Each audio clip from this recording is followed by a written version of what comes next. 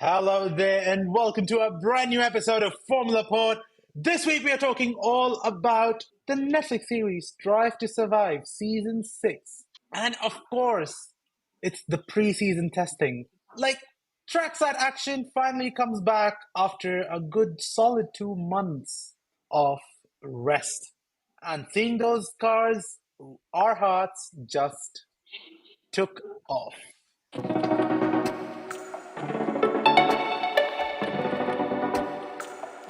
And yes, we're back with a bang, and this is also a very special episode as Formula One officially completes 1 full year.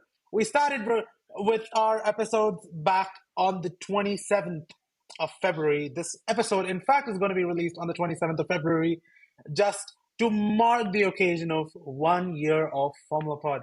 And yeah, even though with the great difficulty we found all the founding members uh, of this group, and then the additional member who joined again thanks to my influence. Additional member? Arjun, is this what I am? No, no, The wait, no, no. disrespect. You weren't the founding member, but you are like a new member who joined the family. But Okay. again, like we all consider it is the 101st wonder of which has happened in 2024, and it's none other than Jason Miranda finally joining an episode. Oh, Welcome back, Forza bro. Ferrari. Lewis is here. He's not here this season, but next season, let's go. Bro, It is you're so good to be you're too back, late. guys. You're Sorry, you're sorry you're I left super you all late. halfway through last season, but I am back this year, and hopefully this year you'll see something good from our team. Well, let's see how that goes off, and then of course our London friend Vishruti back again, joining us live from British Library. I And have yes, what? we have Mihir joining us back from his own bedroom. Hey, what's up, guys? So, Really happy that we finished 1 year being together in Formula Pod. I think it's an achievement, not for just us, but also to our listeners who are actually being consistent in listening to us and being patient. And thank you so much for the feedback. I think we're taking the feedbacks in a very positive way and trying to figure out the best way to inform you, entertain you, and to have fun with you. So thank you so much. like, yeah, most certainly, thank you so much to like all the listeners who have supported us. Have so just to give some stats about how all of our episodes have gone off. We have released over the span of 1 year. We actually released 32 episodes. Loads of voices come in. Loads of, in fact, some of them even we managed to get them up in a full in studio. But then, like, yeah, 1,000 plus downloads across 6 different platforms. That itself is like a big thing for us. A small group, and again, if you literally even look at our Instagram, we are not that big of like what 10K, 20K and stuff. We're just down with we're like trying to trail into the triple digits, but there we are. Today is all about us talking about, as I said, Drive to Survive and preseason testing. Let's actually kick off. Drive to Survive. I want to hear like an overall feel about your experiences. Starting off with me here. What do you feel about this season 6 of DTS? I think it's a piece of art that we could watch. I think as a Formula One fan, I'm not trying to be biased, but the way they have shown teams is outstanding. The behind the scenes, Formula One is not just about cars going around laps. There's so much into it that it's beyond our understanding. And I think it also educates not only us, but people who want to get into the sport. Uh, I mean, I wouldn't say experts in Formula One, but we know a good amount of information, and this adds on to what knowledge we have. Overall, out of 10, I'll give it at least a 9. I don't want to give it a 10 out of 10. And the reason I'm taking one out is because well, obviously, Netflix does add a lot of drama into it. It's not as drama-full as it is, but again, it's for entertainment purposes. I guess that's what it is. Also, 6 seasons, it's been super successful. What I feel, and I'll be very honest with you, Arjun. I think Netflix has a huge part in Formula One now. I think Formula One is becoming mainstream. The difference between a Formula One fan and a Mhm. person who watches Formula One is it's wide apart. But I guess it comes. You get what I mean, right? It's like Yeah, yeah. uh, people who say, "Oh yeah, I watch Formula One," and I was like, "Oh no way!" So like, what do you like? Oh, I like Red Bull, and I was like, "Okay, why do you like Red Bull?" Oh, because they keep winning, and I was like, "Dude, there's more to it, brother. Come talk to me. Just don't be, No. don't be an NPC. Like you gotta come and talk to me. You gotta understand the whole history behind it. I want to make it very short. I actually did make a lot of notes. I like the fact that everyone got a chance to talk. That means team principals, ex-drivers, you know, people that we do not usually see on screen. Hmm. I'll say, obviously, the owner of, Aston Martin, Lawrence Stroll. I think legendary man. That guy, he literally said he screams money. Like you look at him and like, yeah, this guy has money. Yeah, you could um, see it in the launch party that they had, like the people that were there, like the things and the I don't know everything that just screamed money. yeah, exactly. And everyone was like, this has to be top notch for him. Like, he's coming in 5 minutes. You guys gotta keep it, sturdy. He's coming in 2 minutes. Don't give him Yeah, wristbands. and that was on a Obviously. yacht, and it was Again, on a Yeah, I yacht. I completely I completely agree to that. And I'm like, what on earth just is this guy? Like, it's basically like that one episode is basically PR for Lawrence Stroll. That yeah, he's the most Yeah. punctual on time. Again, if I as a customer wants to go to Aston Martin and buy an engine, I'll be like, okay, this guy has got his shit together. He's going to supply stuff on time because this guy runs on a clock.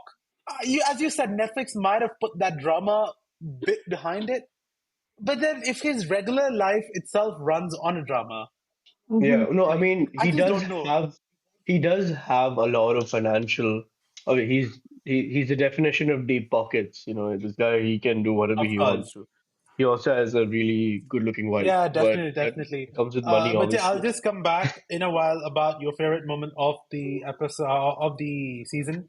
I'm going to run down to Vishruti. What is your favorite, like overall? What did you think about DTS overall? Don't give me your favorite bit, I but overall. I liked it. I really liked it. Like Mimi said, it was nice to see the inside of it, and we probably would be seeing the last of Gunter Steiner, which was quite sad. But overall, it was basic. I liked that it stuck with the timeline of what happened. And even in the trailer, you could see they really elevated the whole dramatic effect with like Lewis's. You can be here for 20 years or maybe 30 or more, but I can't, and they literally squeezed as much drama as they could into it, and I ate every bit of it up, and it was really exciting. I really loved it. All right. And yeah, moving on to Mr. Jason Miranda. So What that are your so that bits? What are your favorite bits? so the red. How does Toto speak? I'm trying to imitate Toto saying that, oh, the red won't look good on Luis, but he is here in a red. He is here. That broke 2025, me. baby. That broke That me. was I didn't watch Oh man, much, trust me. but yeah, Toto. Pow. Get it. Yeah, so like overall, what did you feel about the season, about the entire thing? Did you feel it's less of drama, it's more of drama, or I think it's on a subtle end? I think Netflix balanced it pretty well in compared to previous years where they would take chunks of small parts of the season and portray it as if it's something big, you know. Hmm. Yeah. This year there's more of a balance and just more of operational things that you want to see on TV or on a screen, you know. Fair enough. Yeah, I think they've done a good job. I still have to watch a few more episodes, but yeah, that's to where I am now. Man, at least Vishruti would be the most happiest. We're being like, okay, I'm not the only person who was the last person to finish watching all episodes. There's another person who hasn't watched the entire Oh season. yeah. Oh yeah. I I'm probably very finished it happy. before her, so Oh I technically. no, finished she's it last finished it.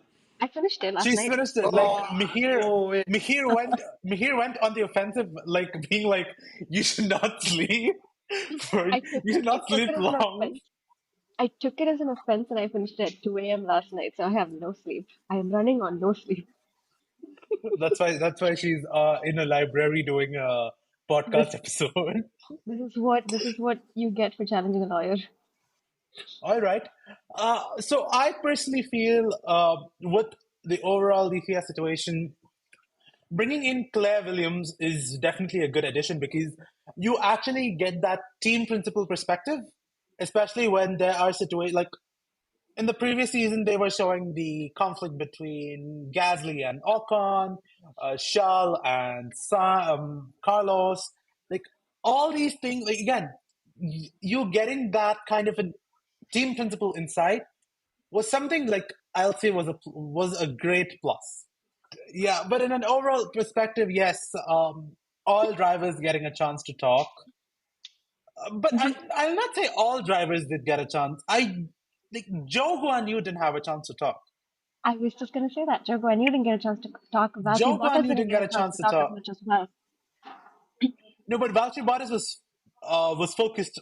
Like if you're looking on the part of where Alfa Romeo was focused, it was all Valtteri. There wasn't much of Joe. I don't For know, Joe, maybe. I feel like Joe was not kind of focused a lot. And I'm just recollecting right now because again, even Sargent, as a matter of fact, was even featured at one end, like in the episodes. And yeah, because AlphaTauri, the bit was of course had to be there, and Nico Hulkenberg, in fact, wait, did he? He was there, right? He was there for like the Haas episode, but not as much. Yeah, yeah. Nico The and Haas Kevin mostly were there focused in the on. Haas episode, so yeah, They focused more on Gunter Steiner, to be honest. again, like that made more sense because I feel like Gunther Steiner is the more sellable property in Haas than the Mm-hmm. drivers. Absolutely. Mm-hmm. Because again probably the way how Netflix played it around in such a way that like he was there, like he technically would be the most sellable story out there. But yeah, let's talk about favorite moments. Who wants to go for it? I think Jason, since you haven't been pretty active, we would like to hear your voice. So what was the question again, Arjun? Favorite moment. What is your favorite moment from Drive to Survive? Well, not I from think we know Drive to this. Survive, but personally from last year, it's Otmar getting sacked, isn't it? I I remember I remember this bit where like last year when we were doing the episodes, I believe I believe yeah, at Spa he got sacked. That episode, Jason was the most happiest person on planet Earth, and I still am. being like, finally that guy is out. Yeah, I mean, honestly, I don't know how. If he could be a F1 team principal, I could be one too. But yeah, it's good that he's gone finally and he's out. Jason, really, really, really, do you really think like I feel amongst the four of us, best team principal could better be me here. Yeah. I I feel that agree too, too. He honestly. knows he He knows his could. he knows his shit together. He knows his shit. Even though he is going through a shitty problem right now, he will get his shit together. Like I feel here would be that perfect fit though. Yeah, Mir would. He would. He really would. But I think I would do a good. I would do a better job than Otmar. You see what I mean here? Yeah. And what is the funnier thing is like in the previous episode, you have seen Toto going to Harvard and giving lecture. And again, he's a guest lecturer at Harvard right now for sports management. This year, all of a sudden, it was Otmar, and I'm like, what? Oh yeah. I understand It was he Atma going to he Columbia. I wasn't. yeah he was going to yeah. So I'm just saying, last year Toto went to Harvard Business School, and this year it's Otmar going to Columbia. which again, Otmar has a belt of experience under him. But again, he in fact was just sacked just because he couldn't control his drivers. And I like and Death where Bruno Fabian. Like that guy, again, I feel like from some end, I feel that guy was a villain because he was Yeah, closely monitoring every inch by inch things happening at Alpine. he And was right now, he waiting for being it team to. principal, it was just like it just became all like a full surprise. Yeah, But yeah, I where think should he they was go on? waiting for it to happen, and he no, he was waiting for it to happen, and Otmar was like kind of slowly dwindling, and you could see it when even when he paired Ocon and Gasly together. Yes, he had the intention of having a full French team, but at the same time, they really didn't get along well. Like in the episode, you could see Gasly being like, "Okay, we're never gonna be best friends. It is always gonna be that competition." He knew that they've grown up together. They've always been competing against each other. So they've always had that kind of friction between each other. And I'm quite sure that mom must have known it. 20 years in the business.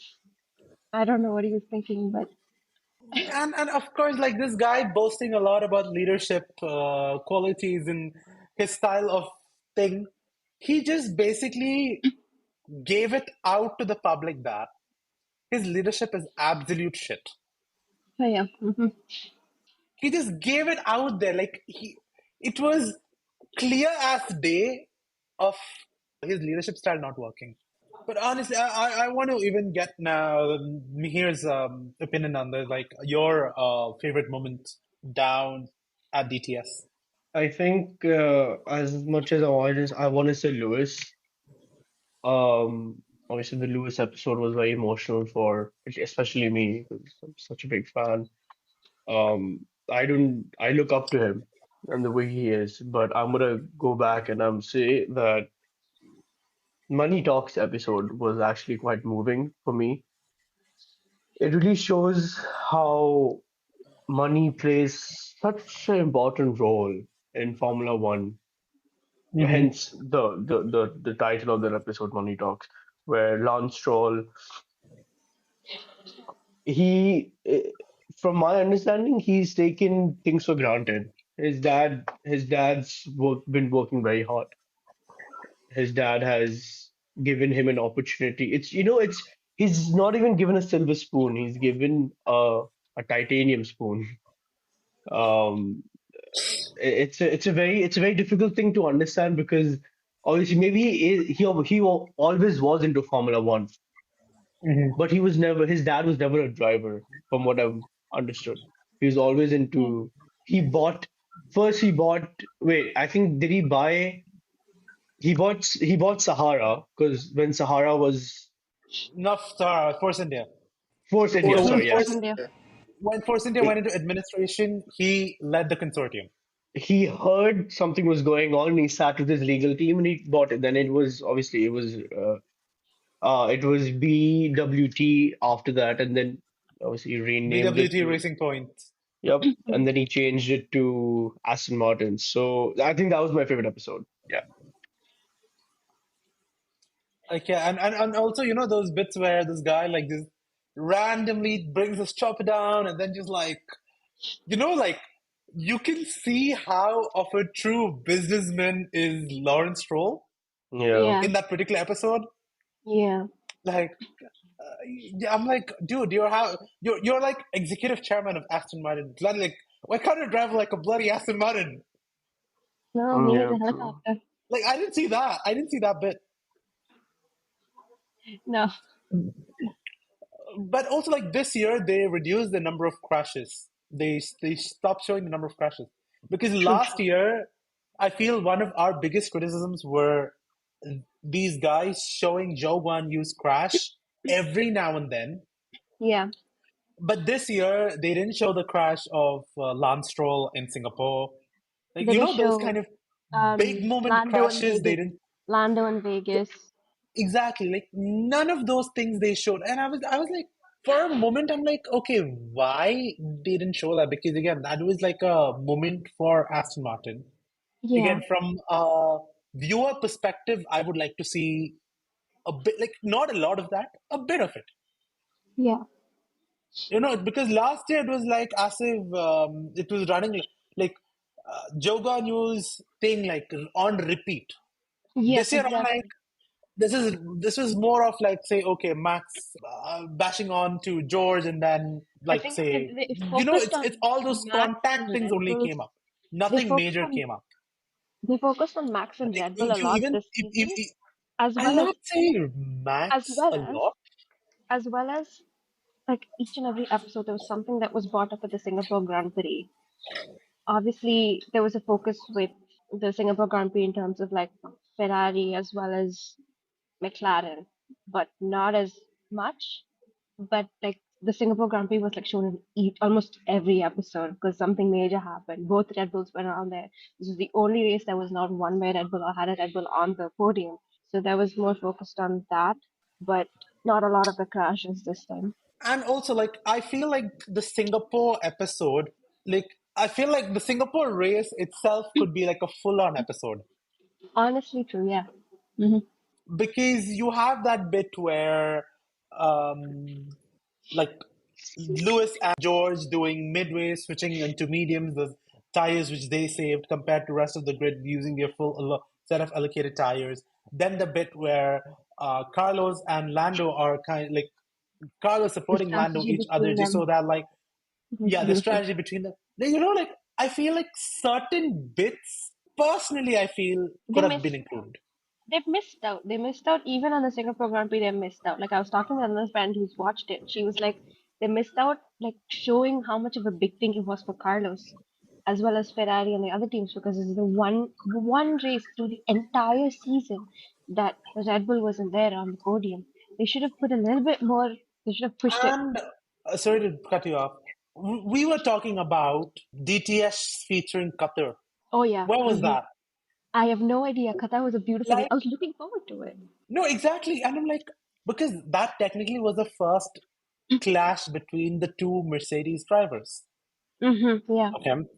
And the part where Lewis and Charles getting disqualified Mm-hmm. from Austin. Yeah, because of the this one. Yeah, they didn't show a lot of the major parts that happened, honestly. Yeah, they just showed Carlos's Yeah, thing. like But even Carlos hitting the drain in Vegas was not that big of a thing. again, that was shown. Again, there was a bit of an airtime for that. But I feel, again, I'll not say, personally speaking, I'll not say they have done a massively brilliant job. Mm-hmm. Even though Mihir gave 9 out of 10, I would rather say I would give it a 7.5. Not Yeah. even a 7.5. Scratch that. 7. Because personally, there are certain races, again, which were worthy enough for the drama, they didn't show. Yeah. Again, I'm not telling these guys to show the part. Oh, Max Verstappen Wednesday, blah blah blah, Grand Prix. I'm not telling them to show that because that one, like, we all have like seen it enough. We know it more than enough times. I've by hearted the Dutch national anthem, but I just want the parts that, you know. And also the part where Sergio Perez is struggling. Yeah. They just At least I don't want them to like show that a lot. At least the part where they can actually mention. This one was more of like, but I feel like there were certain spicy content which they could have used. They didn't use it. Because okay, these William Buxton saying Singapore each race 3 to 4 kilos, understandable. Of course, that is the reality of Singapore Grand Prix. yeah. But at the same time, what is the situation with Qatar? You had one driver retire not because the car was faulty, because he was unable to drive the car. Mm-hmm. You had 6 drivers who basically were taken after the race to the medical center for exhaustion. Yeah. One that vomited in his helmet. And even the part of Las Vegas Grand Prix, like, again, Las Vegas Grand Prix, yeah, they showed the bit. I feel like the Cassius, the what do you call money talks thing, can also feature a bit of Las Vegas. Mm-hmm. Yeah. I get you. And the bit where Lawrence Stroll is talking about Lance Stroll's hand, and then as a father, he feels so sad. That could be like a separate episode. Could be named like Daddy's Feeling or something. Again, that was boosting Lawrence Stroll, nothing much, honestly. But yeah, I feel Lance Stroll getting more time right now. Again, they would have been happy. I feel they Mm-hmm. must have paid these the situation, but like yeah. But yeah, anyone anything else to add? I think I agree with all of us agree when I say this, that there should in general be more episodes in Drive to Survive. Um, but they could also maybe think. I know it's a lot, but they could think about covering each race individually. I don't know if I make sense here. I know it'll be too much of a job to or too much of an operational thing to get all of it organized, but it definitely would be something cool, or where they follow follow guys every race, and then just so we get so much insights into how life is behind the scenes. More of a realistic. I know this is real, obviously, but as well as the back end of what happens throughout the season. I don't know. What do you guys think? Well, each race, that is, say, let's say 24 races in the calendar, 24 episodes. From one end, it will be really long because one episode, at the moment, how the concept runs is you've got 10 teams on the grid.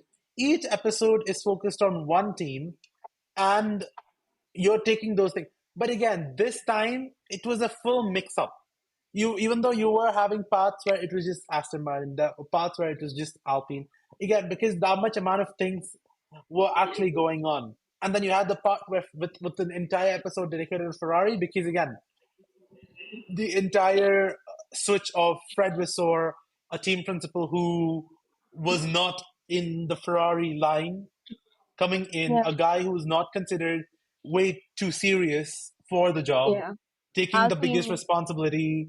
yeah. Alpine practically getting two episodes of sorts. Yeah, Alpine getting 2 episodes again. I feel that could have been reduced a bit. Yeah, like even yesterday when we were on a call, I was telling you, Alpine getting two episodes. Why? And like, the fact that, I mean, yeah, you told me that there was change with the whole thing, but like two episodes for Alpine when you could have probably focused on, I don't know, the spat between Ferrari and Mercedes more because that was literally to the end. No, They could have like the focused on that. last episode, I love the last episode. I I did, but really love the last episode because that actually, say, featuring both Las Vegas and Abu Dhabi together in one episode, showing that rivalry off between Ferrari and Mercedes. mhm. With and also they they, missed they, the they, bit where Charles Leclerc sacrificed his track position for Sergio Perez. yeah, yeah, and they Again, could have dealt with. those I need to see those kind of bits.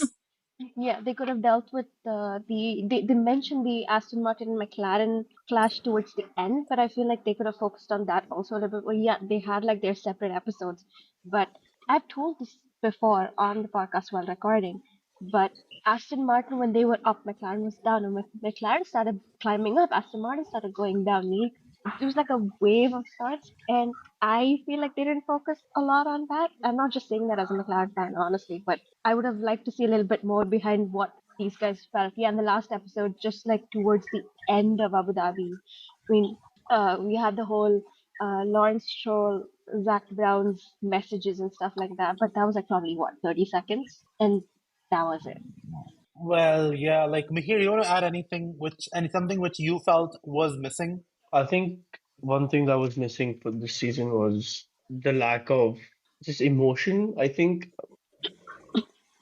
because it was they're trying to fit in so many things. The definition of emotion for me is having that touch of what do they feel rather than I mean they do talk about how they feel, but in a more personal level. Like I want to see what they do in their lifestyle, like not just Formula One. I want to see what's happening behind the scenes. They're only talking about quick pace, the drama, the confrontation between the team principal and other teams. I get that. I love that. That's how it should be. But I also want to know. Uh, I want to dive into a driver or a team principal's lifestyle, what they do on a day to day. I think that's what I'm interested in. That's what I meant by emotional. I want to really get into how they started their career, how what are they doing now? I mean, not a documentary, but like, a very good snippet of or a synopsis of how their day goes. Like, when do they get up? Like, what do they do? So. Would you agree with what I said, where we need more episodes in which Oh yeah, they kind absolutely. of Yep, yeah. I absolutely agree with that point. Yep, I really think But Jason is right on that one. no, if say you there the number of episodes, how much episodes do you think would be ideal? Do you think all 24 races must have 24 episodes, which are roughly near an hour long? So they could definitely reduce the time frame of these episodes and make them maybe 30 minutes or 40 minutes, compared to an hour.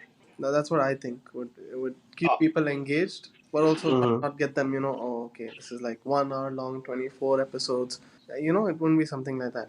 So In my from I think, and this is out of the blue, but I think that every driver should get at least half an episode or one episode, and like Mm, divide it into two. Like if season six, and then do like season six part A with like 6 episodes or like 12 episodes, and then Hmm. do like a part B with the other races with the other drivers. So have a mix of both.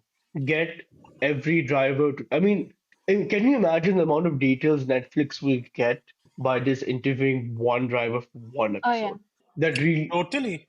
I'm just saying, I'm pretty sure they thought about it and the cost and everything comes in, and like people might get bored, they might skip some episodes, but I don't know.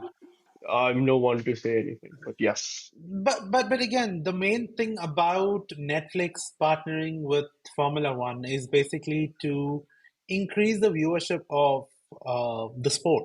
So again, because I remember like I at a point wasn't again I just loved car racing and stuff. I wasn't specific to which sort of racing I like. But then once I started watching Formula One, I'm like, okay, to a certain like season one of Drive to Survive, I watched, and again that by that time again I just randomly watched a race, but then my love to Formula One again more kind of increased up a bit Mm-hmm. after Hmm. watching DTS again because you're getting to know everything about the driver. You're getting to know every technical aspect, every nuances is being mentioned. You know that Hmm. actually. So I feel like again, certain people will appreciate it, but I personally feel 24 episodes, like every race having every episode, I won't agree to that. But then the bit where Mihir said being like part doing a part A, part B situation I think works the a double lot better. headers could be together. But If if what we exactly mean? if like say Bahrain and Saudi could be together because they're 1 week after the other, and they can probably release it like weekly episodes or like after the double header or something like that. They do that for other shows. They can do that for this as well. Just keep them coming. Hmm. And I don't know whether you've seen the bits where these people showcasing Saudi Arabia and Bahrain, Mm, mm, like mm. the souks and the. I'm like, what do you think? Like, it's just souks? Yeah, There's just honestly, there's more so to much Saudi more. Arabia and more to Bahrain. I mean, the track is surrounded by so many, especially like Saudi. The track is surrounded by so many like huge buildings. I'm like, why are you showing just souks? So much huge buildings. Like, okay, I don't know. I don't even want to go on that bit, but yeah, I feel like too much buildings would be definitely another city thing. Mm, Because again, it's Jeddah and stuff like again, you need to show that bit of the Arabian glitz. I feel Saudi Arabia is best for the Arabian glitz. yeah. Abu Dhabi is good for the closing glitz. Oh Like yeah. you know, like you've got each glitz for each city, and Bahrain is a starting glitz.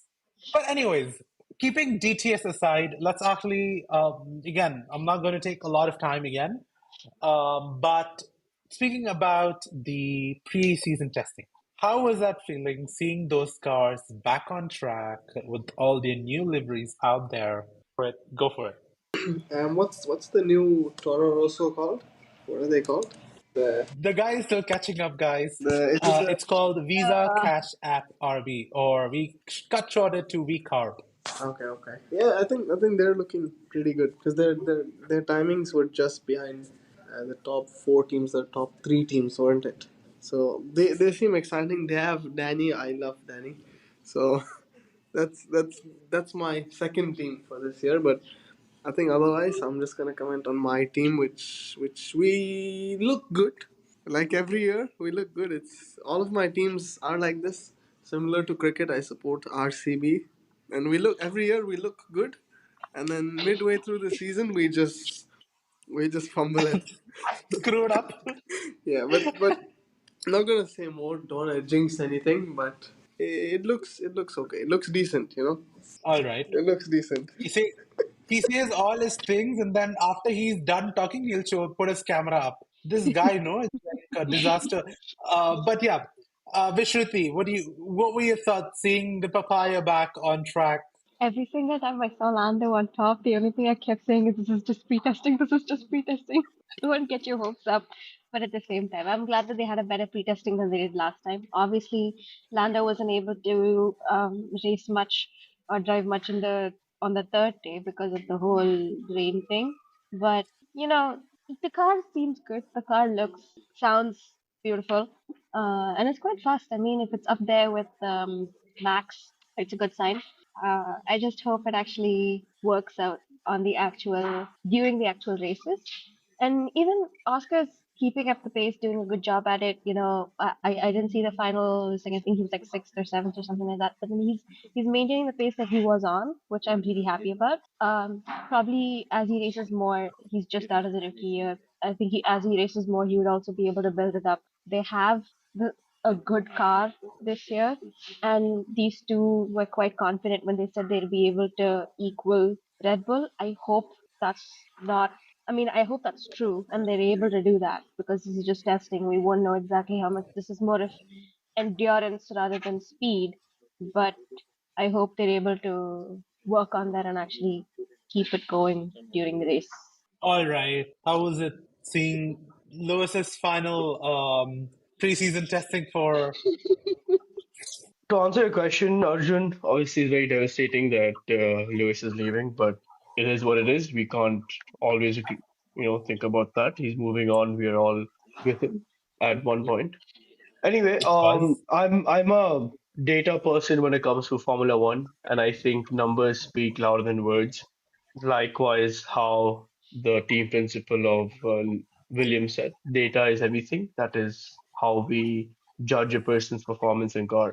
Obviously, Jason's gonna be really happy when I say this. Ferrari day three testing, phenomenal by Charles with 130.322 with 74 laps. I think that was pretty impressive. Obviously, you've done so many laps, so it is prone to have very consistent, very sharp turns. You are basically memorizing the turns now at this point, but that Hmm. it is. Number two, surprisingly, very happy that George Russell he did 1:33.680.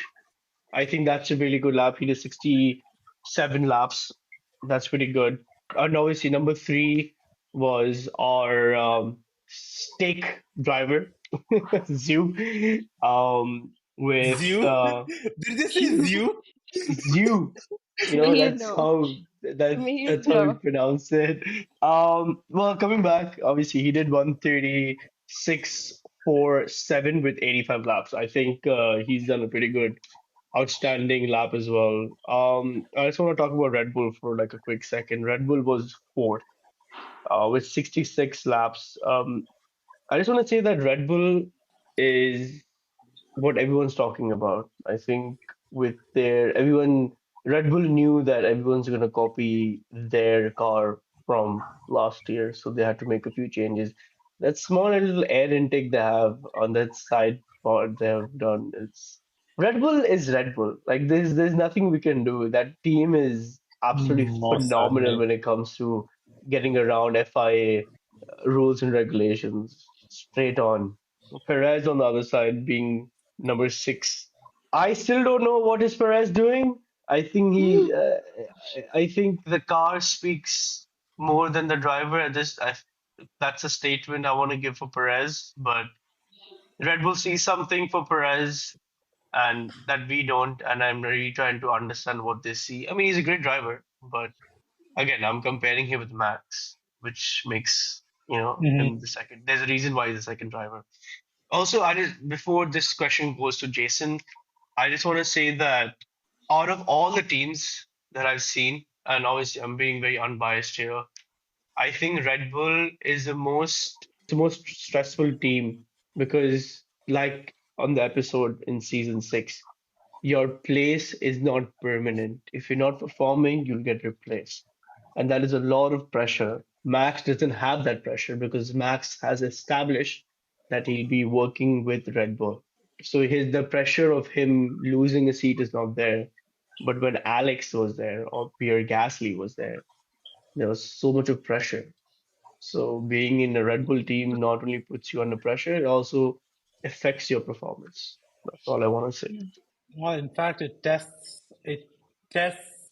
a person's mental ability to the most maximum because there was that bit where Sergio Perez was saying like being a Red Bull driver is no easy job Yeah, this was because you in regards to have like Nick DeVries and everything, and like you could see it with exactly. the way that Nick was kicked out and Daniel was brought in. You could see that they have that even though it was AlphaTauri, it's still a sister team for Red Bull. They still put equal as effort into AlphaTauri's drivers and the selection of the drivers as they do for Red Bull. And with 2022 season also, you could see Perez. They focused on Perez's seat in Monaco, and then he was able to resign the contract because he won. And it just goes to show that until you show your true grit and show that you can actually work with Max in this scenario and work to a point where you can show that you deserve that seat. If you're not, if you don't even come close to what the thing is, then you're out. And I think Red Bull shows truly that it's more of a mental game as well. I think I have a very different opinion from all of you guys, but not a different one, but a interesting one, if you would say. But I think what Red Bull are doing is pretty smart because they have the best driver since he's the best now, and there's no one who's even close to him. But also they have a great car and they have the second seat, right?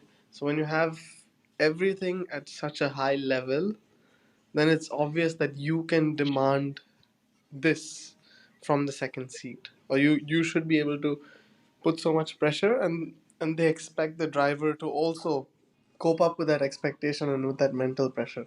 So I don't think Red Bull are in the wrong for this because they spend a lot of time developing the car, and we have one seat. We have a great driver, so we expect the same, not the same, but the same. Do you know what I mean? Just trying to reach max. So in my opinion, I think they're right to demand that.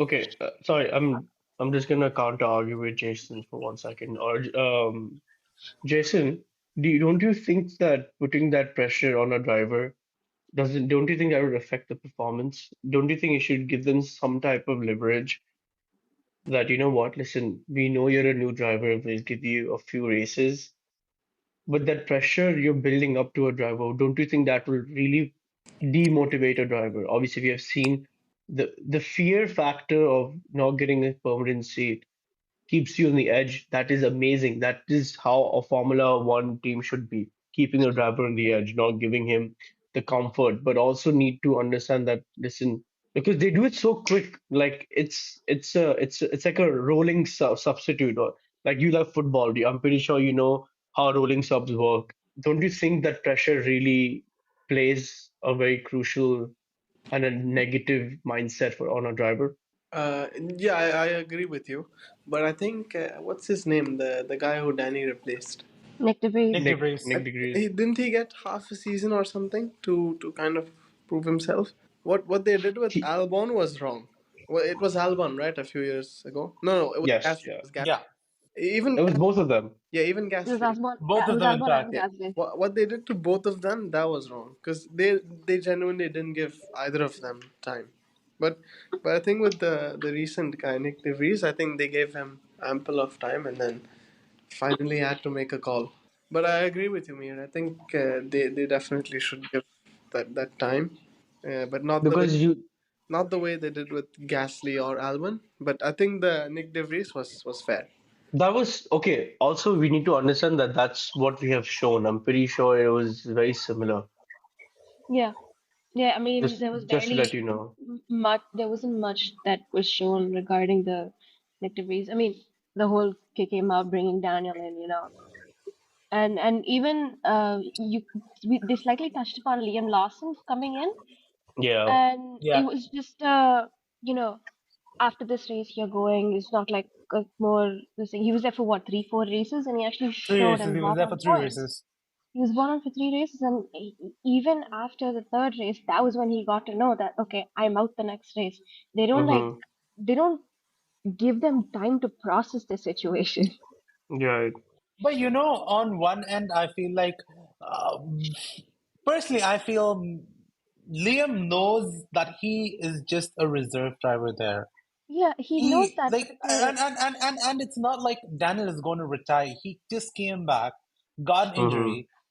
In his mind, he's like, okay, I need to get back to that seat soon, yeah, which he did eventually. He made it back after Singapore, got back, and then I don't know which was the race after Singapore, but he made it back eventually. He made it back to the track, and everything went well.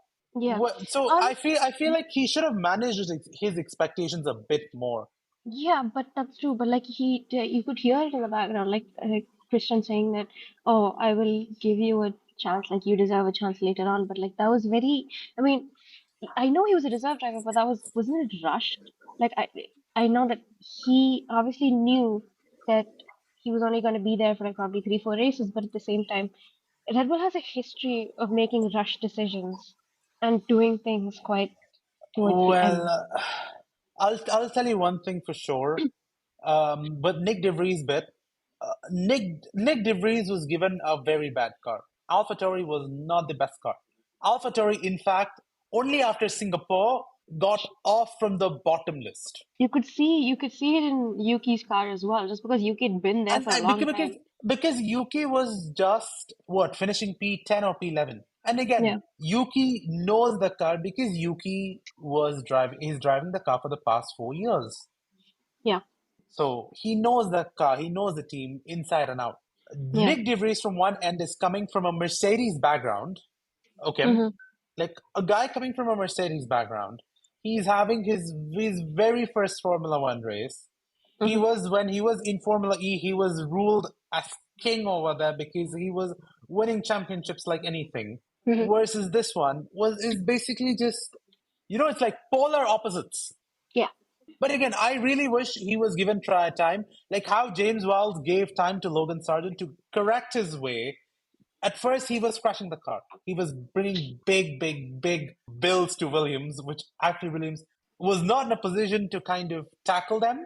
But mhm, James Wells at least trusted him, got everything in line, allowed him to develop. yeah. And it's not like Nick DeVries just came out of yesterday being like, oh, I was a Formula One driver yesterday, today I'm becoming the same Formula. You cannot do that. That's Personally, I true. personally feel this is the thing. But, anyways, coming back to the preseason testing chat, because I feel like we deviated way so much. I personally, when I saw like Ferrari having the SF24 is having, I personally feel SF24 has the fastest top speed Mhm, because I was just going through some of these Twitter threads, and like again, I've got like some data from Formula Data Analysis. It's the handle F Data Analysis on it on Twitter. It says 1015. All this while W11 was having the fastest minimum speed, which was 129 kilometers per hour versus SF24 turn 15. Again, it is a long straight. You need to brake. It is a heavy braking zone. And SF24 had in that place 135 kilometers. So this being that Carlos Sainz's SF24 in fact had 6 kilometers more than the fastest car of F1 in all time, mhm. which is the W11. So again, my thoughts and my eyes will definitely be on that Ferrari during quali happening. And to all the listeners out there, this week race will not happen on a Sunday, it happens on a Saturday. The calendar for this race as well as the next race will be on a Thursday, Friday, Saturday. Yeah. So that is how the schedule is going to work this week. On Thursday, that is Feb 29th, we will have our free practice 1, free practice 2. Friday on March 1st, we have the practice 3 and quali, and Saturday we have the race. So this is how it's going to go for 2 weekends until we make it back to Australia, where things will go back to normal on a Friday, Saturday, Sunday race weekend. I feel, this race calendar for Saudi Arabia and Bahrain is so well adapted to their weekends Oh yeah. because, of course, because of this part of the world, except for the UAE, weekends are a Friday, Saturday.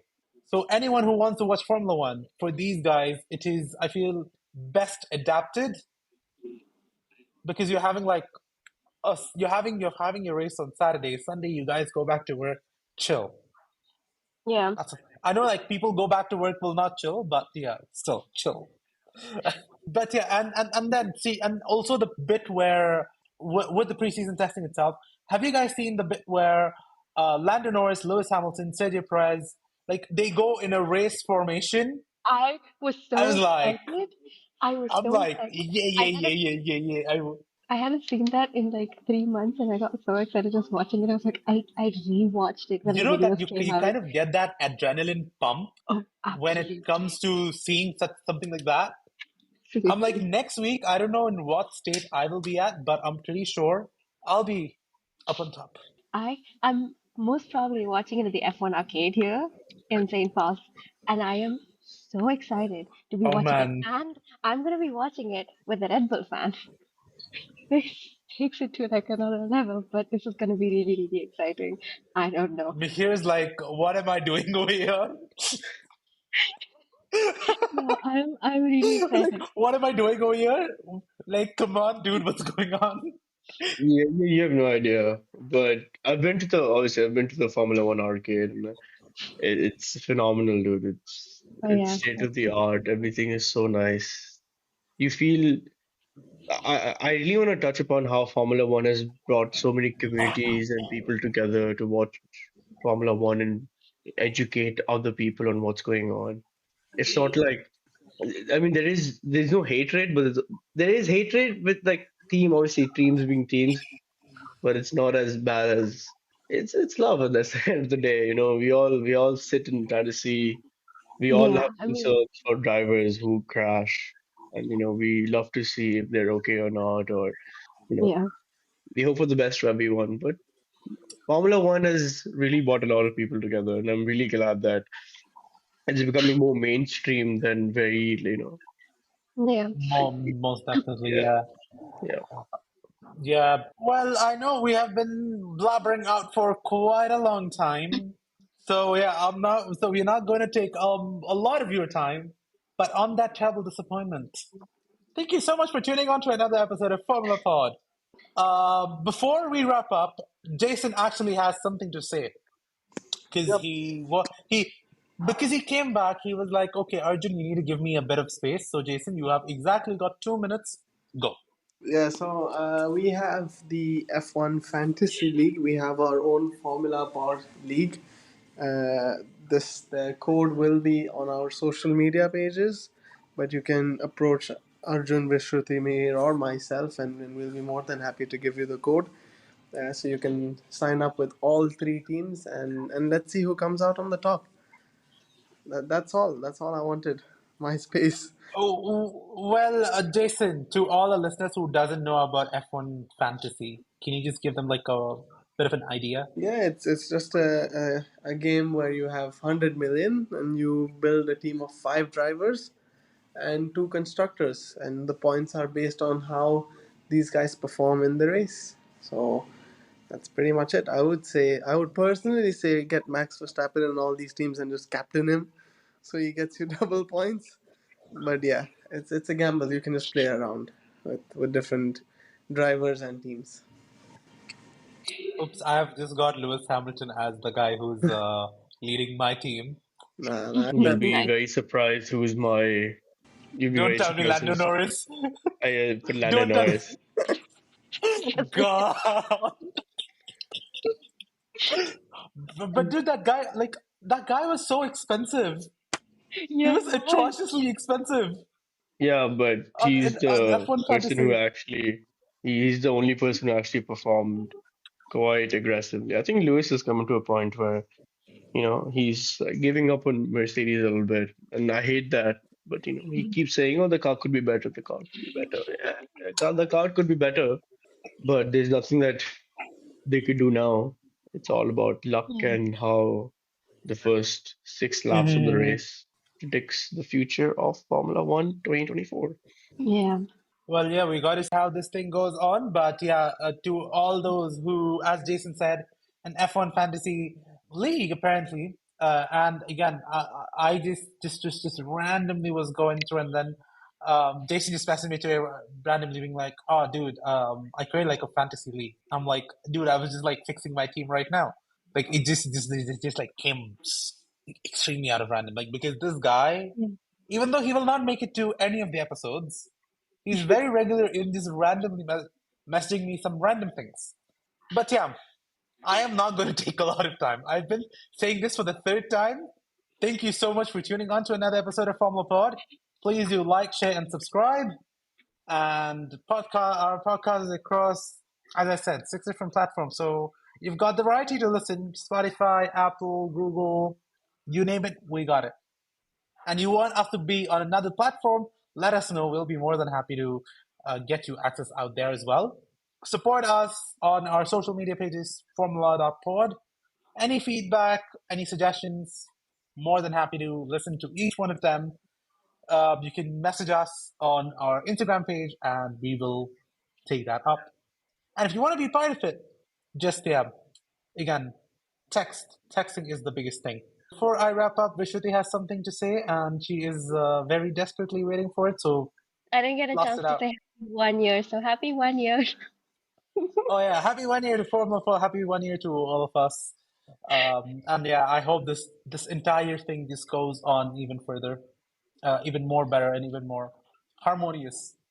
Exactly. But yeah, thank you so much, guys, and that's a wrap from the entire crew from Formula 4.